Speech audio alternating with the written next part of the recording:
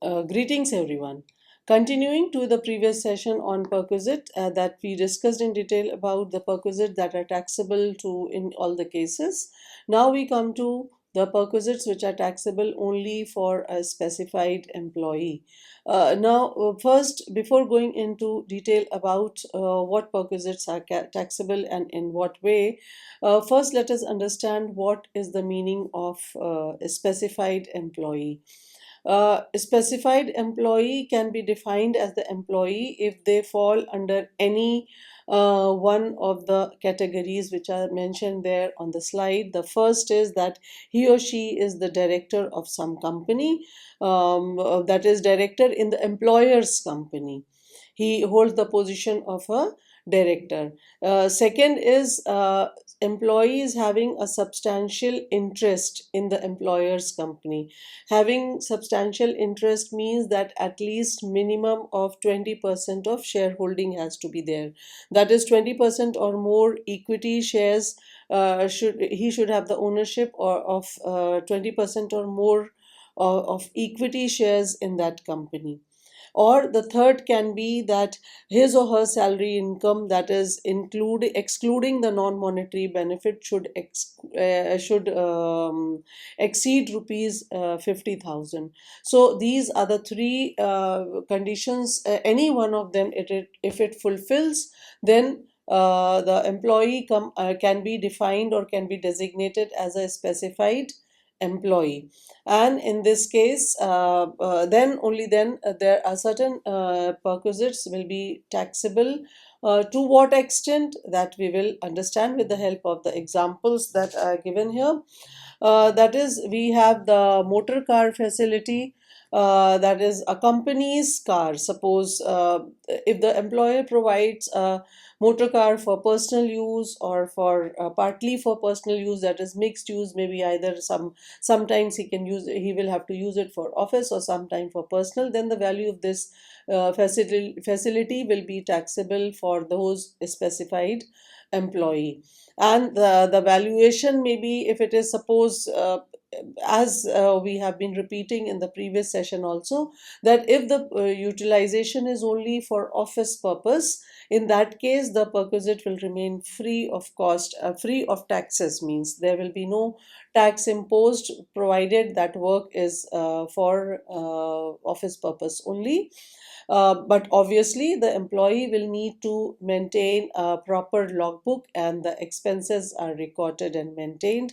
And if the car is used for both the purpose, in case that is official as well as the personal purpose, then it will depend upon that where who has the ownership of the car, whether employer or the employee, and who is bearing the expenditure of fuel or drivers expenses also. So here, this we will be discussing in detail later when we will be considering the calculating the valuation with the help of the methods and the formulas. So but till now, I think this is enough to understand that the cars, if they are for mixed use or for personal use, that portion becomes taxable and they are calculated accordingly, basing upon the ownership and the expenditure borne by any which of the party. Similarly, services of sweeper, watchman, gardener, or personal attendant, that is, if the employer provides domestic staff, servants, watchmen, gardeners, for personal use, then again the salary of this staff will be taxable. For example, maybe if he's paying 8,000 and 6,000 for both the services, in that case your 8 plus 6,000 will be the taxable income. Similarly, we have the supply of gas, electricity, or water. That is, if the employer provides gas, electricity, or water for the employees' household use, the cost incurred by the employer or the amount paid to an outside agency is taxable. For example, employer pays the electricity bill of rupees 2,000 per month for employee's home.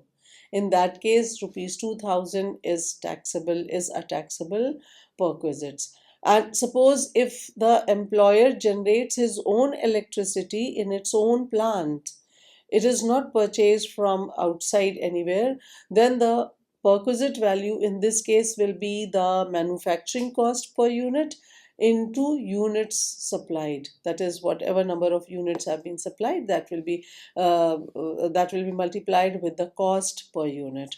So that is the taxable perquisite.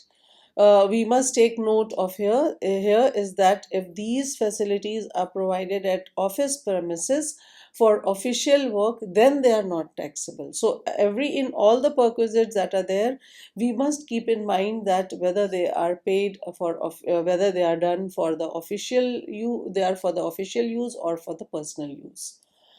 Then next we have another example can be the educational facility to any members of the employee's household.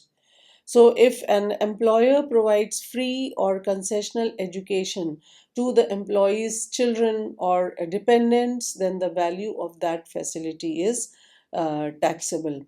Valuation rules here, that is rule 3 sub rule 5. It says that if provided in an employer's own school, then the value of the perquisite will be equal to the cost of any similar schools or education in the comparable school nearby.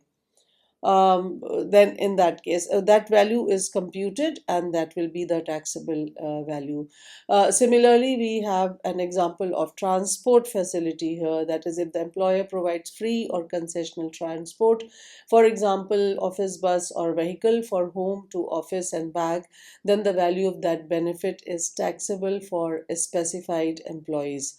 However, if the transport facility is provided by government or public sector undertaking, or the facility is provided to all employees uniformly, for example, company bus, then no perquisite is taxable.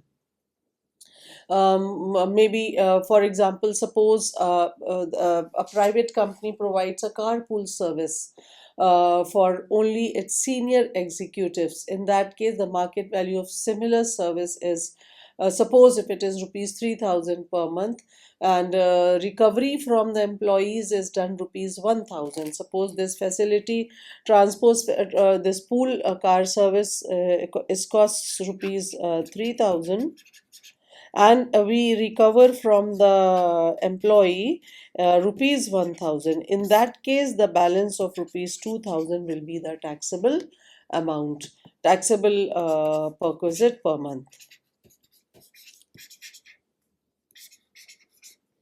Per month.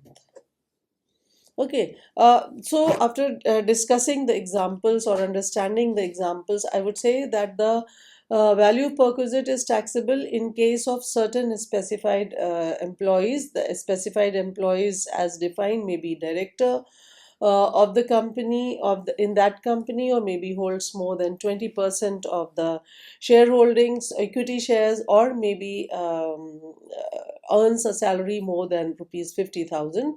So to become we can say that according to the Minimum Wages Act 1948, the annual monetary salary of an employee will exceed rupees 50,000. Hence, the value of the perquisite for all the employees will become specified employees.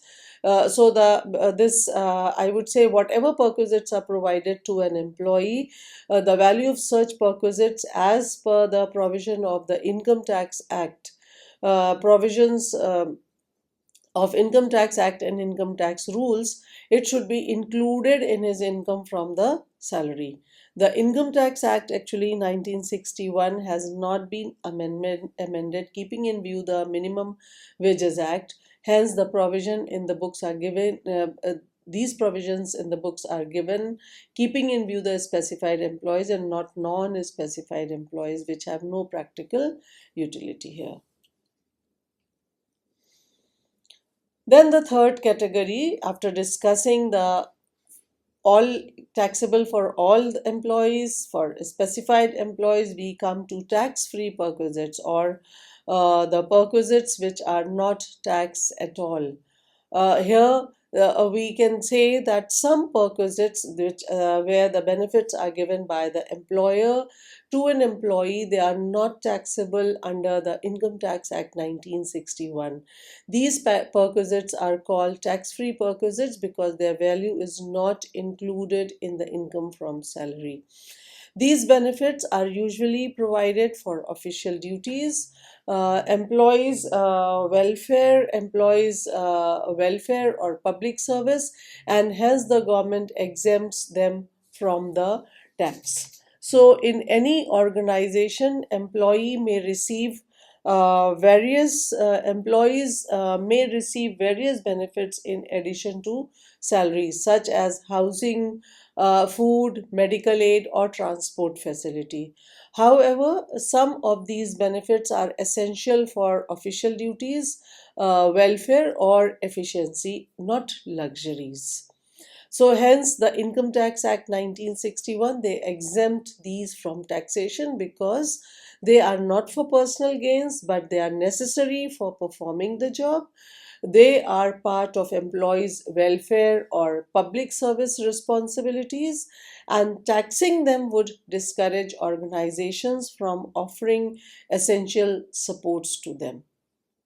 So we can say that those which are fully exempted, tax-free perquisites which are fully exempted in any organizations, employees may receive various benefits in addition to salary, such as housing, food, medical aid, transport facilities. However, some of these benefits are essential for office use. Sometimes they are essential for welfare.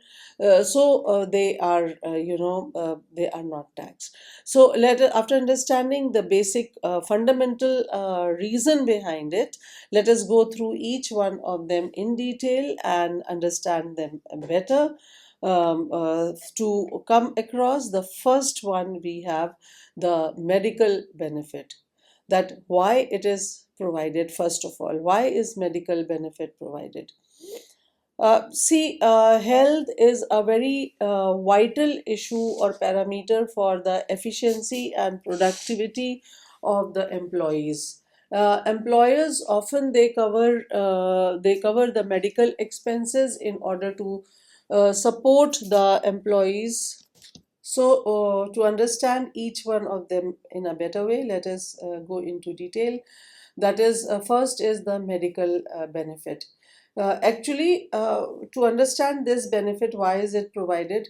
I think that health is very vital for efficiency and productivity of the employee, and therefore of employers they often cover medical expenses to support the employees well-being and reduce their absenteeism also, and therefore it is considered as a welfare measure, not additional income. The government It is not an additional or extra income. The government encourages the health support rather than penalizing it through tax, and therefore it is provided as a perquisite, free perquisite. For example, suppose if an employer reimburses rupees 15,000 for hospital treatment in an approved hospital, it is fully exempted. So here maybe once this facility is there, that is when the employees come to know that the employer is providing for taking care of the maintenance of the workforce health, they are attracted towards those organizations. They want to work in those organizations because health is one of the issue, and these days things are so expensive. So it is one of the issue where everybody wants to secure themselves, and they are not sure, especially after COVID-19, they are not sure whether this what the bills would come to. And if the company assures that they will take care of this benefit, then obviously more and more workers are attracted towards such companies, and they want to retain back and stick back to these companies. So this is how medical benefits are important, and therefore they are tax free. Second is tea snacks, which are provided in the office or factory. Why is it provided? Tea and snacks, actually, why? Is it included in the free under the free perquisite? Actually, tea and snacks help employee stay organized during the work. They keep them energetic. So especially in long hours and shift based hours. So it creates a very positive work environment also at the same time, and therefore this facility is provided by the employer in the office complex itself. And since it is a collective facility, it's not a personal perk. It is given to all the employees who are working in the office. So it's a part of office hospitality and employees welfare. For example, the company provides morning tea and snacks to staff. It is all exempted. There is a cafeteria which is available at everyone's disposal. They can go and have their tea, coffee, any kind of drinks at any time of the office hours. That is all free, tax free. Then third, we come to the residential accommodation, which is provided at site. Actually, sometimes, employees, they are working at remote areas, or maybe they have to work on the project site itself. For example, maybe construction of a dam or some oil fields, or maybe they are working in mines. That site, they cannot find housing facilities nearby or close by, because usually they are in the isolation. These areas are in isolation or remote areas. So employers, they provide temporary or maybe on-site quarters for convenience. And therefore this kind of facility is has to be provided, and it is provided out of necessity, because other options are not available close by. So employees live there because their work is demanding. They have to stay on the site. They do not have any choice. But they also need a comfortable place where they can sleep at night. They can have their lunch, dinner. They can prepare their meals, etc., etc. And therefore, for example, NTPC, and there are so many big projects. They provide site quarters to engineers at their dam project itself. So they have to do it. So because it is out of necessity, it's not a luxury or maybe an option given to them when already a choice is there. Therefore, it is a tax-free perquisite. Next, we have expenses of telephone. These days, it includes the mobile phones also. Actually, communication is very crucial. It cannot be avoided for work. Coordination for conducting the work and carrying on the services, duties, etc. It is very, very crucial and important. It is almost mandatory, especially for managerial staffs, for administration, for sales, or for technical roles. These days, you cannot survive without having a proper communication system. And since telephone is an official communication tool, and it's not a personal luxury, so even if personal use occurs, it's incidental to it. You cannot segregate that it was so many calls were used for office purpose and so many calls were used for personal purpose. And therefore employers may pay the mobile bills of rupees, maybe they fix a limit. Yes, calculating the official load, they may fix a limit. Suppose the employer says that he would pay the mobile bills of rupees maybe 1000 per month for work calls, and whatever comes in addition to that will be taken up as the personal, and the company pays, employee can pay himself. Then we have employers contribution to staff group insurance scheme. Actually, this group insurance scheme is called staff group insurance scheme. It provides financial security to employees family in case of death or accidents. So it shows employers concern for employees welfare. and therefore it is exempted. It is exempted because of its risk protection benefit. It's not a personal income.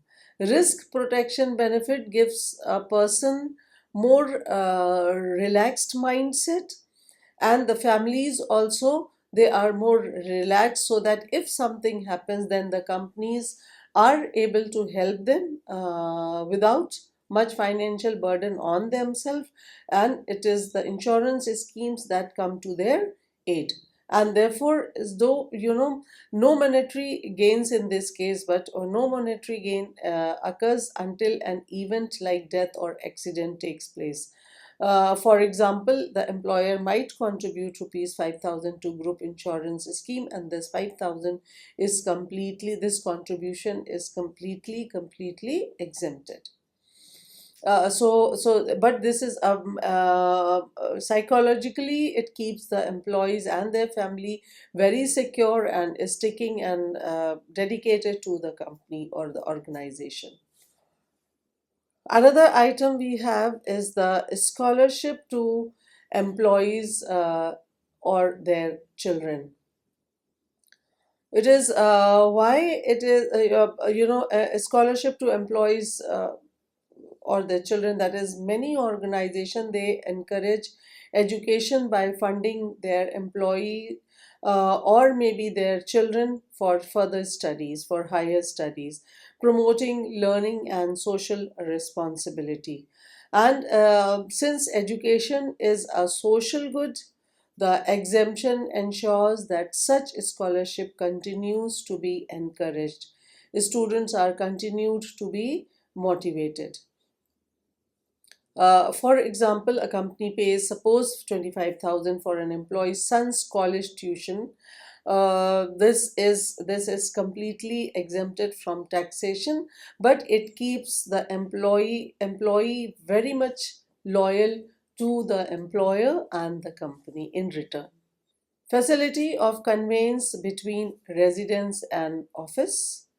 This facility of conveyance between office and residence, it ensures punctuality, it ensures safety, it also ensures regularity, where public transport, regularity, especially in those areas where the public transport is poor or night shifts exist. For example, the KPOs and the BPOs, it's very risky uh, if the employee uses his own individual transportation system, and therefore this facility is provided, that maybe carpooling, maybe a bus facility.